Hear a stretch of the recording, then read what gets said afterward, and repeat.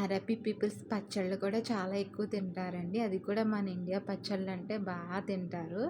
మా మేడం అయితే నన్ను రోజుకు ఒక రకం చేయమంటదన్నమాట. ఇదొచ్చేసి పండు మిరగాయల పచ్చడండి. పండు మిరపకాయలు తీసుకొని శుభ్రంగా కడిగేసుకొని మిక్సీ చేసేసుకోవాలి. తర్వాత టమాటాలు కూడా మిక్సీ చేసేసుకోవాలండి.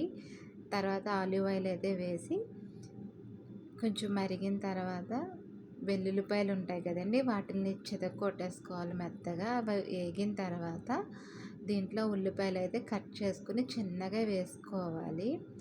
వేసుకుని తర్వాత మగ్గిన తర్వాత అండి, ముందుగా మనం పెట్టుకున్న పచ్చిమిరపకాయలు మిక్సీ పట్టింది, అలాగే టమాటా జ్యూస్ కూడా వేసేసుకొని తర్వాత అందులో మసాలా పొడి వేసుకోవాలి.